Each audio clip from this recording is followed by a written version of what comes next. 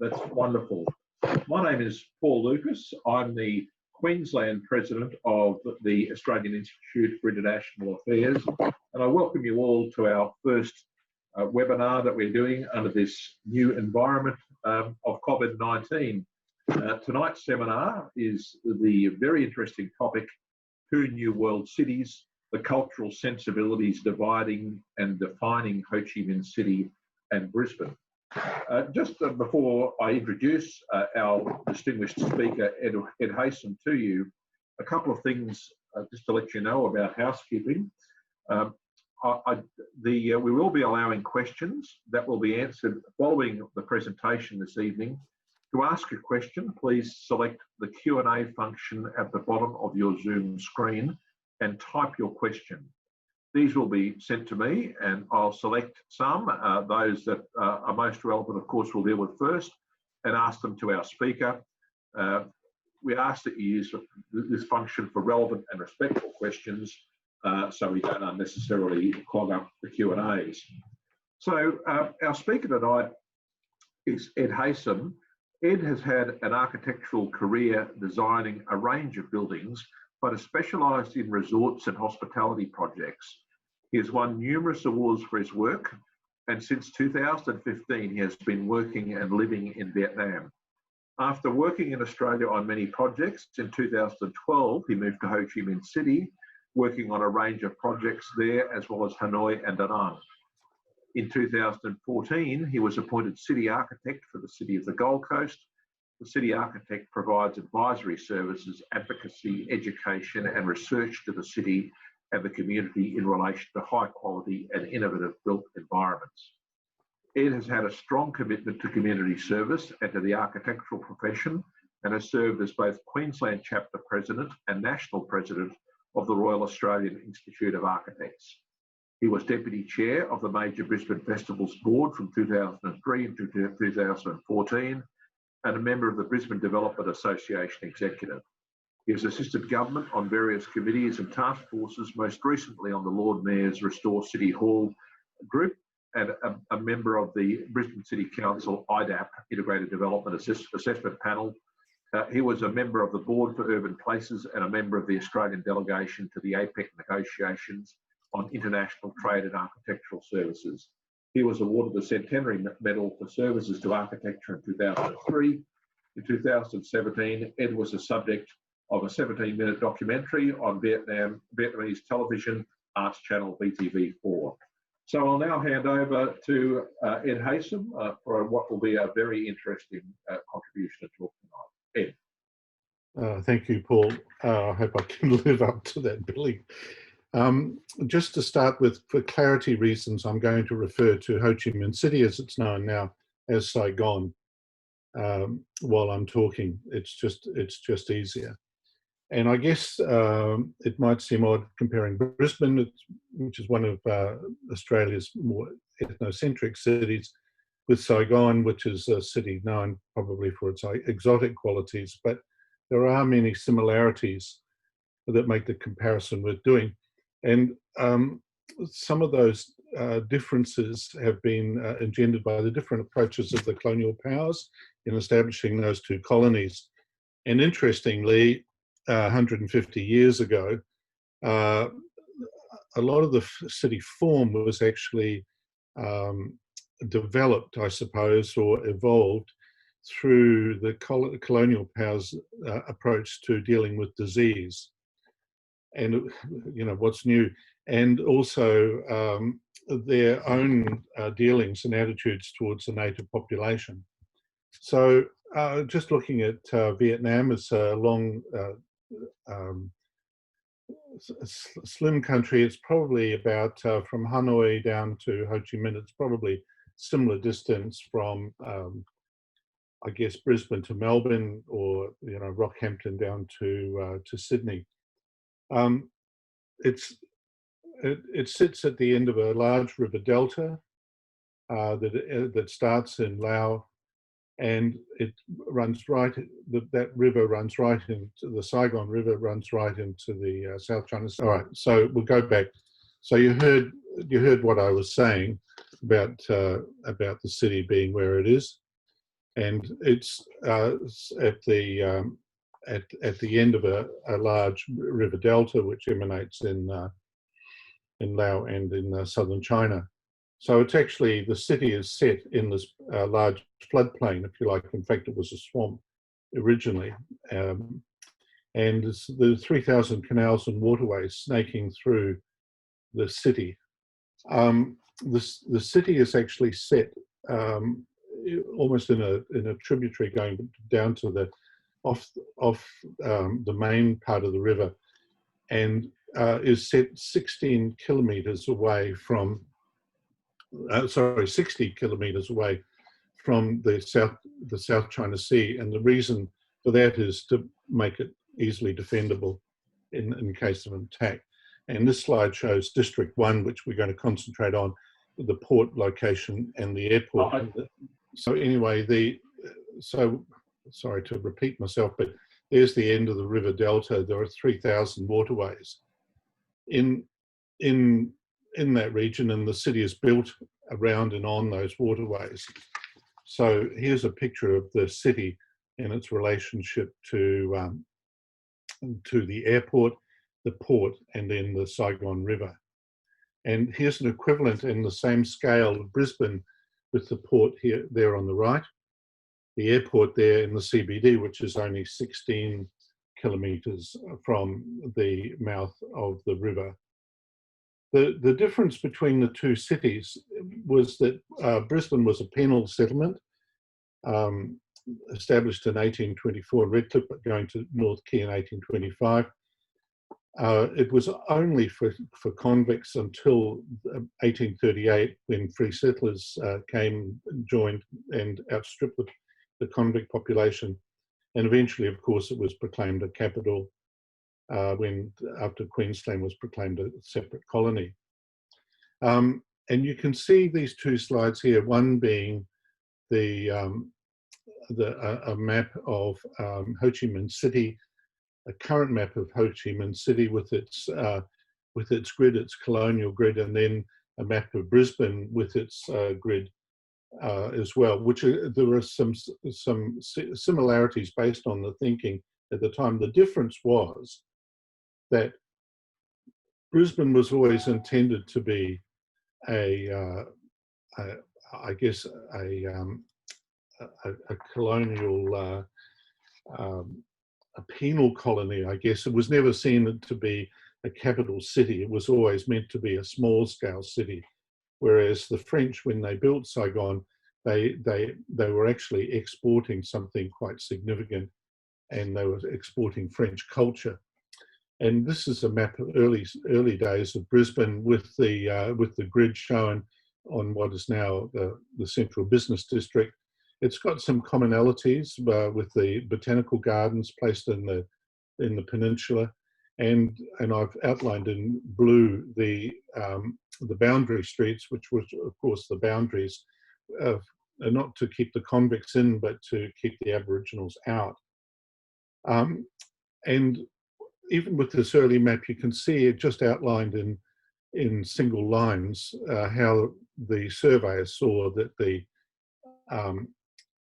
city might develop. It's very important to understand that difference between the French ideology at the time and the British ideology, where the French saw themselves building a much more special place in the tropics. So just go back to Saigon for a minute.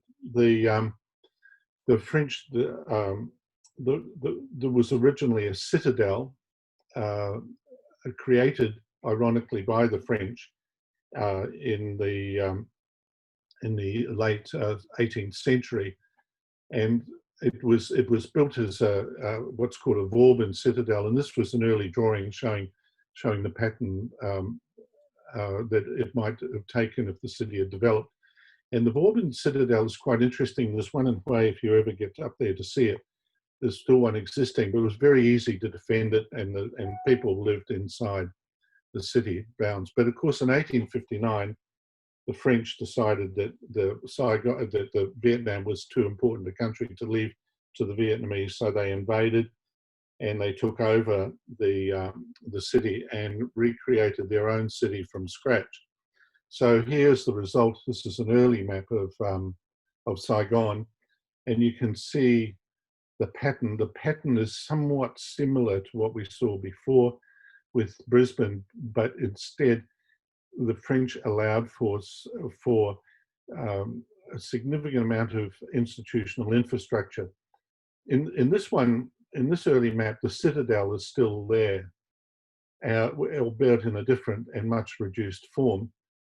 There was also a significant amount of the city set aside for the military, and there's I've shaded that in blue. And then next to the military port, there's a passenger port, and then there's the commercial port. And these ports are more or less, not quite the same, but they're more or less still in service today. They also established a green spine going from the governor's mansion or governor's building down to the zoo. They put the zoo in, which is a model of a condensed model of the Parisian zoo, to make life easier for the expats that were going to live there. Can you see my mouse? Are you Yes, available? we can. Yes, it's all good. Okay, good. Okay, so in the heart of it, they placed a hospital, and then here is the Notre Dame Cathedral, the post office, another palace here. So they actually were city buildings. They've also created a cemetery for themselves at the top end of the picture. Sadly, not for the Vietnamese. After 1975, the Vietnamese bulldozed it and made the cemetery into a park. So here's another view of the city, and I've twisted around to make it easy to look at. I just put this in because it shows another edition which wasn't on the previous slide, which is the race course up on the top screen, part of the screen. And the race course was an important part of French life in those days, and you can see a bit more clearly the green swathe that goes right through the town. So they demolished the citadel. In its place, they put army barracks in, and those army barracks are still there today. And here's a late 19th century, an early 19th century perspective of the city. And I hope you can see there's the cathedral there. There's some of the main boulevards already in place. This is now Les Loy Boulevard. Here's the governor's palace down to the zoo at the end, and a mixture of commercial spaces in here, and as you can see, very, very little room, as in the Brisbane map, very little room for any outsiders.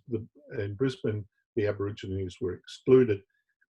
They couldn't exclude the Vietnamese because there were too many of them, so they allowed them into the city, but they had a different solution for dealing with them, which I'll get to in a minute.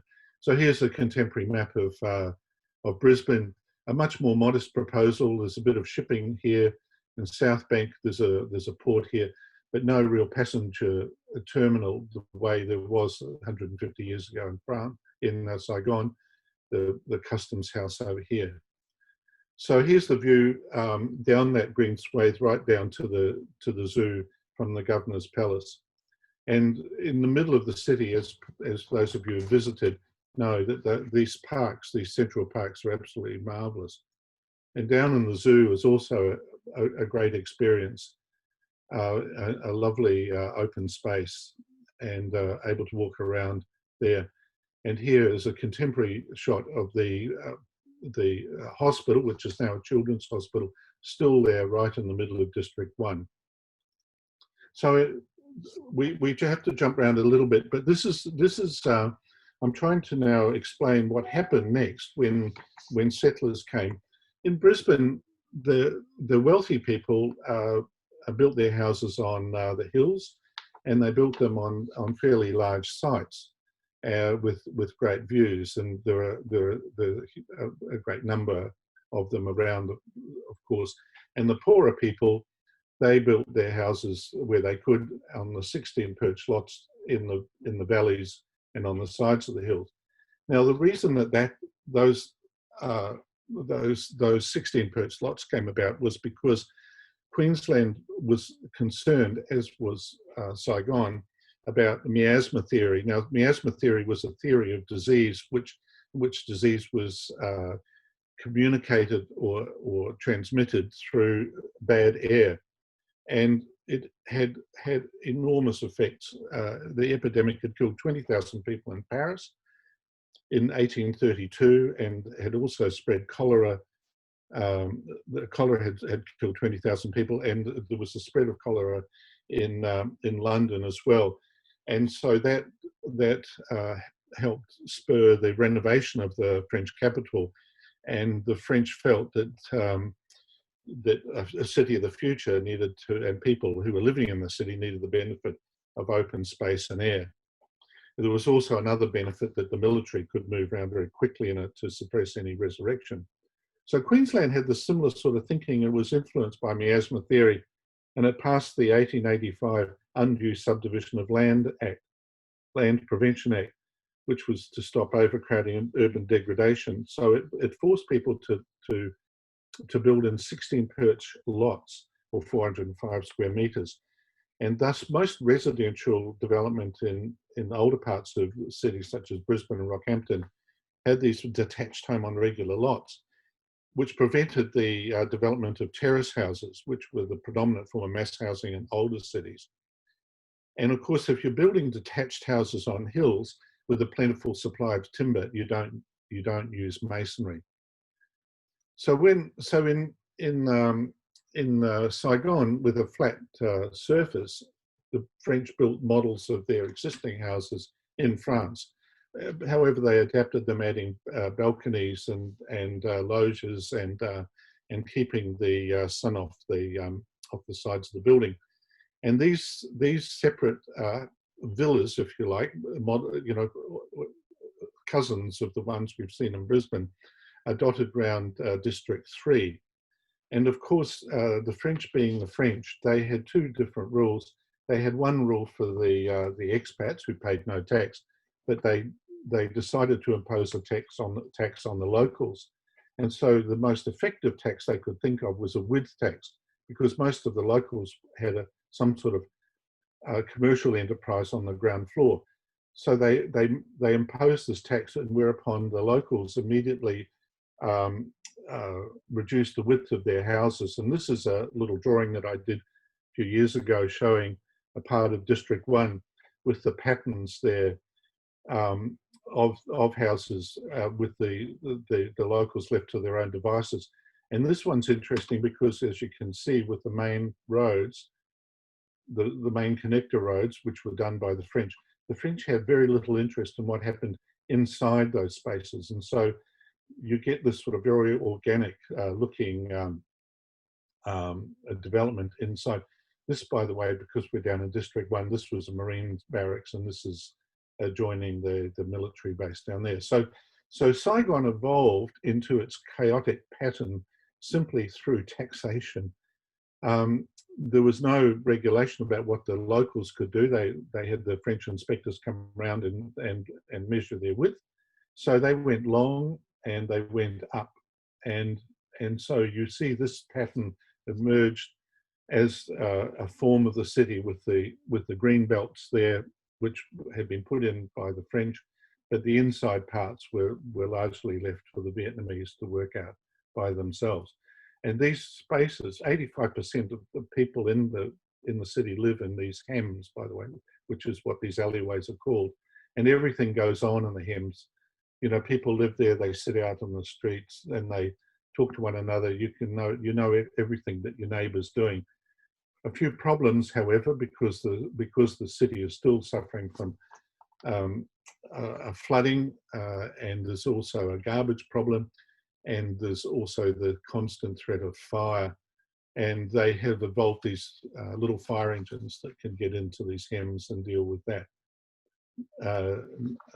And when you analyse these houses that they've built, these vertical houses, no lifts at all, but they've got on the ground floor a shop or reception area. and then the kitchen and the elderly on the second floor, and the children up there. And these houses stay in the same family for years and years and years. So what happens, you know, you're born there and you may be living on the 5th floor when you're growing up, and then as you get older, you slowly progress down and you end up on the 2nd floor until they come and take you out on the ground floor. But these houses have created a really interesting cityscape. It is unmatched, in my opinion, anywhere else I've seen. And the diversity is extraordinary because there are no regulations about what people can do. And yes, some of these alleyways are pretty tiny and pretty tight. And yet they still are incredibly safe places to be in. And because there's no restriction on what you can sell or what you can do in the alleyways, each alleyway by itself has taken on its own character. And because there's no regulation on signage or painting, you can do whatever you like with how high the building goes. You know, it's up to you. Inside these buildings is quite interesting too, because they're long and thin, they're broken in the middle and they have a light shaft. And so it's not quite as bad as it seems from the outside, because these light wells are quite private and they allow air to escape, hot air to escape, and then you can have windows and other internal spaces emptying onto it.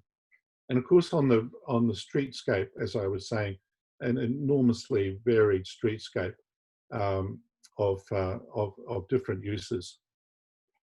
For a while, we lived in District 7 in a new high-rise called Sunrise City, and looking out from the balcony and looking down on new stuff. So this was built probably about 8 years ago. It's interesting that even in the 21st century, they're following the same pattern. They don't have to follow that pattern that the French set, but they are following it of their own desires. And here on the ground floor, you've got the commercial. You know, there was a spa in this one, and then there's a shop in the next one, a restaurant in the other one, and they're all there lined up in these lines. And there's someone who hasn't built their one yet. So you know, at some stage, someone's come along and they'll come along and build into that. So that set the pattern of the city. But in addition to that, the French went ahead with these large sites and decided to build their monuments, because what they were doing with their monuments is they were exporting French culture. Unlike the British that saw Brisbane as a utilitarian place, and it initially placed to house prisoners, and then later on as an agricultural hub, the French had wanted to show the world, and particularly the Vietnamese, to bring some culture to the Vietnamese. So they built an extraordinary amount of amazing buildings. That was the Hotel de Ville, the city council building. There's the Notre Dame's cathedral in the middle of the town. This was the old governor's palace until it was bombed in the early 60s and replaced by a modern building of that time. The Opera House, which was modelled on a French opera house. The post office, which I always confused at the beginning as a railway station, in the centre of the city, and inside the post office. Also the law courts and the Supreme Court complexes in there as well. And then, as I referred to earlier about the racetrack, I found that the racetrack was still there, and I took a journey out one day to explore it. And it's a very sad, dilapidated place. There are no horses running. They were all destroyed some years ago. And I can give another talk on about the history of racing in Saigon. Also, Ben Thanh Market as well as a centre of commerce. So while the wars ravaged Europe, and particularly after the war, when there was a burst of economic activity around the world, but then it ceased in the late 20s, early 30s, Vietnam conversely took off. And because they were mining tin, coal, and zinc, they were also growing rice and exporting rice, and they were supplying the world with 60,000 tons of rubber every year, bringing in so many more expat French, of course, that had to be housed. So a number of these apartment buildings, which are similar to ones that you see in Paris, were built all over the city. And some of, I've got a lot more slides on these, but I don't have time to show them today. But inside, they're still there, and they still are amazing to visit if you can get in. But of course, in the end of the 1930s, the World War II was about to start, and the French Vichy government handed over Vietnam to be run by the Japanese. And the Japanese, I don't know whether they were probably not good colonizers, but they just, their job there was just to run things and make sure the exports stayed in place. And so very little was done until after the war, when the colony was reclaimed by France in 1946. But then, because of the war with the North and the Civil War that was starting, very little was done until the Americans arrived in early 1960s. So the American approach to the city was quite different. The Americans built utilitarian buildings, and they built a lot of them. In fact, the building effort by the United States between 1962 and 1970 is just astonishing. And they put in so much huge infrastructure, including, Tonson Nut Airport, warehouses, roads, bridges, hotels, and they're all very utilitarian, but they all have quite a unique charm to them. This is the Hotel Victoria, the Victoria Hotel in Famulao Street, and it is actually a marvelous building. It's very thin. It was an enlisted men's dormitory, I guess, or hotel, which ended up being bombed by the Viet Cong.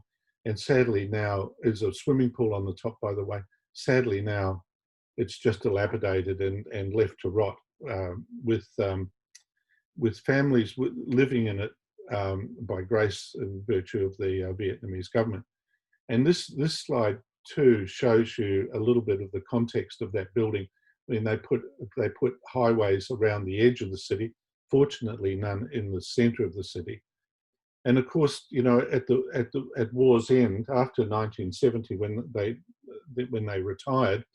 Oh, and sorry, one more thing. This little bridge here is actually a bridge by Gustave Eiffel, one of the buildings that he did from France, and is now being preserved as a footbridge.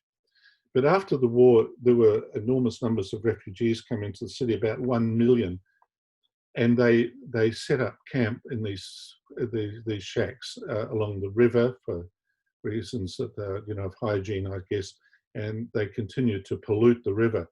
So we ended up in 1975 to 1980 with a city which was incredibly congested. Meanwhile, Brisbane was still developed as the country town. This is a slide of the South Bank just prior to Expo, and you can see its pattern and shape is quite a modest modest part of the city.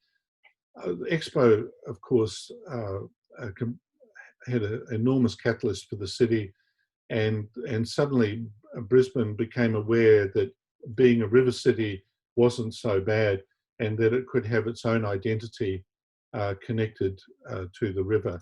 And so now it's developed, of course, with South Bank and a much more building into the CBD. And of course, the other thing that has arrived in Brisbane are bridges, which of course until the early 90s were non-existent. So it's now grown up, but it's grown up in a more lineal fashion instead of like Saigon, which had an enormous spurt of growth in the 1930s and then effectively died after that. And then I had to endure the horrors of war all around it, but not not necessarily inside it, although there was some fighting in Cholon, which is the Chinese city next to Saigon. So now, in a parallel way, this city has reclaimed itself, and development has increased significantly after 1989. So after the war, there was a very they had so many refugees. The economy was in tatters. The Americans had bombed the rice fields. There was starvation, and so the government moved a lot of people outside the city. But the economy stagnated. Internationally, the communism was starting to fall with the Berlin Wall. So in 1989, the government introduced a new policy called Doi Moi, which was basically meant it meant renovation. So all of a sudden, you could do what you liked, and they introduced a capitalist economy. So on this slide here, there's two team, which when I first came there was just a swamp and a few streets, and there was a French monastery at the end. And here it is last year with roads going through and an enormous building program. And of course, inside the city, the government, spurred on by a huge amount of development and interest in the economy, which is growing at 7% a year, has taken some of these old sites that the Americans had. In this case, it was a staging point, an industrial staging point for the Americans during the war, and they've handed it over to developers to build buildings. This building is 85 stories, built by a local Vietnamese firm, but designed by the guys that did the Burj Al Khalifa in Dubai. And this happens to be, and I'm just showing off here, happens to be the view out of my window in the apartment in Saigon. So there was also an urge to build buildings which were iconic symbols of the new Vietnam. And so a lot of stuff was pushed away. The Doi Moi did more damage to the city than all of the wars combined. It even did more damage to the city than the work done by the French in the 1930s. It's an extraordinary amount of development work that's occurred. And of course, the city now sees with excitement. There are no controls at all on lighting and commerce. You can basically do whatever you like at street level. As long, you know, the trade-off has been with the government that they, as long as you don't make yourself interested in the politics and you go along with the political conformity, you can do what you like in most aspects of urban life. And so they're enormous, left to their own devices and following needs of the customers, you see these buildings become giant billboards. This is Crazy Buffalo in the backpack area. This is Dom Khoi just after Tet with all of the lights on, and an interesting photo because it's the only time I've seen it without motorbikes. They've closed the street. And the main shopping street of Nguyen Way too, with its lights and a relic of the Vietnam War. This building here has been taken over, sort of by squatters who've turned it into quite an interesting series of restaurants. So now we're into the final stretch of the what's happening next in for the future of Vietnam. How does it actually deal with the numbers of people it's got? Well, they've looked outside, they've looked to Singapore for the model, and they've started building high-rise. At first, they built high-rises that looked a bit like the French antecedents, and then they realized that was costing them too much money. So now high-rises are much more utilitarian, and they've also created enormous traffic problems wherever they've landed. I was getting a taxi one morning, went out to get a taxi to work one morning, and it happened to be raining a bit, and it was crowded, and the motorbikes they take over the street, the footpath, And the interesting thing from a town planning point of view is when they want to do an entry into the building, they just build the ramp across the footpath so the pedestrians can go look after themselves. Also destroyed were some other significant sites, and this is Barson Shipyard, which was a really historic site and had a historic rating that was sold to the Vin Group and developed as a series of high-rise buildings in this vast bit of acreage. And I'm pleased to say that the Vin Group it has proved to be spectacularly unsuccessful. So there's a little bit of karma associated with that. More high rises, and of course those high rises are there for the middle class. These are the high rises for the poorer people, which are just a whole bunch of tiny apartments slung together with an enormous podium. And of course this has fractured the cultural connections of Vietnamese families who had all lived together in buildings and come together for feasts and dinners and gatherings. And what we've got instead is very little communal space in these buildings. And so here's a family or series of families having a family function stuck in the stuck inside the corridor of one of these buildings, and another family here putting the rugs down outside the lift well, and it's the only place they can go. So for the haves, who are the middle class, the upwardly mobile middle class who benefited from this doi moi, they're building their own houses outside the city in District 9, and surprise, surprise, they're building it in the image of the French buildings. I asked a Vietnamese friend of mine about what he considered to be a traditional Vietnamese style, and he pointed to this stuff and said, that's traditional Vietnamese. And round near our apartment building, looking out over the river, this is home of wealthy Vietnamese people, and you can see in the slide the big homes on the detached gardens. They don't want to live in the hems at all. They want to have the detached places and show off their wealth, and so that anything goes with them. They can build whatever they like, and they choose to build as a model. They choose to build references back to Europe, which I think is very ironic.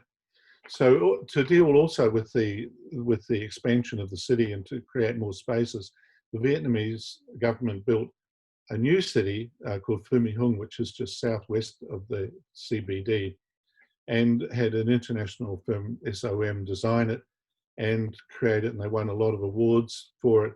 And they decided to get rid of all of the problems of the traffic and the motorbikes and all the other issues that bedevil the District 1 and District 3. So they've created this utopia, and the problem with creating this utopia is that there's no one there, and it's the most soulless, lifeless place, and there are no motorbikes, and there's nothing there that will actually make you want to go there. And this picture I took of the fishermen can't get across the boom because they've kept all of this inner part of the crescent clean, and they've got the modernist buildings there as a model for the Vietnam of the future. But where the locals can build a building, and this is the Parkson department store behind it, they build in a traditional French style. So that's the interesting part of it. All of that is that Vietnam started as it never started as an egalitarian society. In fact, it was a feudal society. But the Vietnamese government tried to create an egalitarian society, and unfortunately, by this focusing on growth and the focusing on anything goes, they've actually created a them and us. They've actually created a physical separation of the haves from the have-nots, which they tried to end 45 years ago. And so in its scramble to compete regionally, it actually risks damaging the elements that made it so attractive in the first place.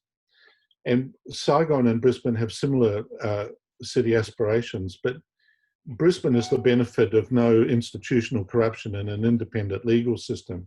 but it also suffers from its role as the #3 city in Australia, and with a small number of head offices. It would like to be bigger and more influential as a hub for business, but it's hampered by its lack of connections to Australia.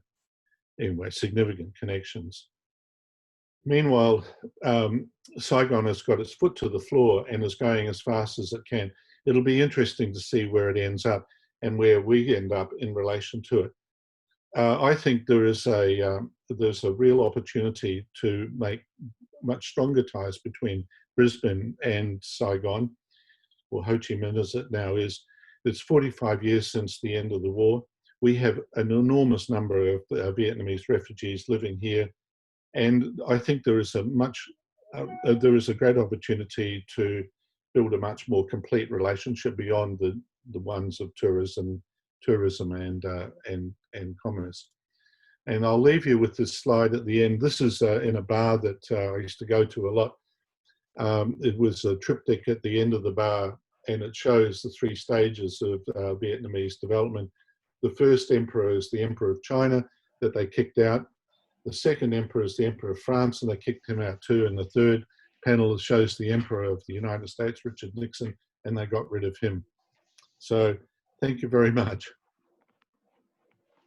Well, thanks very much for that, Ed. That an absolutely wonderful presentation with fantastic visual images as well. We have time for some questions, and people have been sending their questions in to me. And I might start on one that really draws a little bit on that theme of that last slide. The Vietnamese are very proud of the fact that they kicked the Chinese out after 1,000 years and therefore think the Americans were a bit of a pushover and the French. But we've seen in most parts of Asia and indeed in Australia, there's been very significant Chinese investment. Bearing in mind the significant antipathy that's existed, China call it the South China Sea, Vietnam call it the East Sea. How much Chinese investment and development is there funded in Vietnam? There's a significant amount, more in Hanoi than there is in Ho Chi Minh. The Vietnamese hate the Chinese. I went to buy a rice maker when I first got there, and they refused to sell me a Chinese-made one. I could buy the Thai one. But there is still a significant Chinese presence. But the Vietnamese are playing both ends off against the middle. The Vietnamese, there's a strong element in the Politburo favouring America. In fact, the United States has just made a series of visits there, shoring up diplomatic and commercial ties. They're also exporting enormous amounts of stuff from Vietnam to the United States. It's grown 200% in the last year. And that a lot of that stuff is a relocation of stuff from China. Yes, there is Chinese investment, but the Vietnamese will never let their country be taken over by China again. Okay, well, the next question I'll read. Ed, you made mention of the way the French used architecture as a way of exporting culture. We still see this approach today in the way countries design and build embassies abroad, for example, or in the way they represent themselves through the design architecture of national pavilions at World Expos, biennales, Olympics, etc. Australia seems to have developed a certain style in the way it represents itself at these world events. What would be your thoughts on this? How important is it that architectural design and the way nations project their cultural influence today? And are you able to comment on Australia's particular architectural style in that sense? Well, I think that's an excellent question, because over the years, different cultures and different countries have expressed their culture through their building works. And a prime example of that is the United States after the Revolution, when the Queen Anne style or the early Georgian was popular in the US. And the United States made a deliberate effort to ditch that and create its own new style, which was a Neo-Greek and Neo-Roman. Now, so Australia is also trying to grow its own style, and it's actually succeeding quite well. it it's hard to actually put a word in it. But what I like to see with the Australian stuff is it's quite modernist. It's very daring. It's quite open. It's actually the stuff that I've seen done by practitioners here, and the embassy in Hanoi is an example of the embassy in Beijing, another example. They've been outstanding new buildings that are really broaching new ground with architecture, and that's I think that's the most exciting thing, to see Australia developing its own particular unique style. But I can't actually, apart from saying that it's modernist, I can't get any closer than that. Next question, and it's of a cultural nature, because you've lived in both cities for a significant part of your life. What would be your recommendation? How would you describe, if you were speaking to a Vietnamese person moving from Saigon to Brisbane, or to a Brisbane person moving from here to Saigon, about the culture and about the architecture and how they meld with each other? Well, I'll start with the Vietnamese coming to Australia. I'd first say to them that you have to be prepared that everything in Australia is regulated, and that you have to be prepared to actually observe road rules. And you can't build anything without getting permission of town planners. And having said that, on a personal level, you can build what you like, but the thing that will I guess Vietnamese would find strange is that they would have to start living in a culture which has got many more rules and a lack of corruption. And the corruption is endemic in Vietnam. The corruption is just part of the fabric of society. I mean, they don't even call it. It's not really a moral issue. It's really an economic thing, and it's just a way of them paying taxes. Unfortunately, the money goes to people rather than the government, so it's not reflected back on the infrastructure. But that would be the biggest shock of all for Vietnamese coming to Australia. Not so much on the building, but just on the way of living and having to abide by a whole set of rules, regulations, and an independent judicial system. Whereas coming from Australia to Vietnam, it was a little bit for me. It was a little bit like going to the Wild West. I mean, it was anything goes, and at the beginning, I had a struggle trying to come to grips with everything, and how fluid everything was, and how you paid a bit of money and you got whatever you wanted. I found also that I went out of my way to try and create relationships with Vietnamese people, and I thought I was extremely successful. I did my shopping on the weekend, and I thought people were treating me well. I found out later they were ripping me off in a nice way, and I also found that my staff were also having a lend of me as well, but they did it in such a gentle, nice way. I didn't even notice, to be honest, and I was just surprised because I was working with a group of expats, and I was the architect to a big development firm, and I was just shocked at the harsh way they treated their Vietnamese staff. And not that I ever did treat my Vietnamese staff harshly, but I did learn to watch everything very, very closely. Because it doesn't sound like architecture, but I mean, in living in the apartments, and I rented an apartment, eventually I bought one, it's almost exactly the same, that you've got everything over there that you've got over here, and you get up in the morning and you go and get your car and you drive to work, or you get the motorbike to work, or you get a car to work, whatever. It's on a day-to-day basis, it's very similar. It's all of the little subtleties, and the fact that when you're there, you realize you're never, ever going to be Vietnamese, and you're always going to be an outsider. You will never, ever integrate into that society. And as a foreigner, a Westerner, you have no rights at all. A friend of mine was knocked over outside his building in Win Hue by a guy who wasn't looking. He was drunk, and he bowled into him on the motorbike. and so he didn't even see him coming, so he was knocked to the ground, glasses off, etc. And he was blamed. Mike was blamed for not being, for not seeing that guy come at him.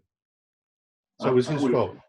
We've only got time for one more question, and I'll pose it to you now. One of the things about Brisbane and Queensland is there's been a great commitment to big events, Commonwealth Games, World Expo, G20, potential bid for an Olympics. We haven't seen that in Saigon, and it's a city much bigger in population, twice as big as our entire state in population.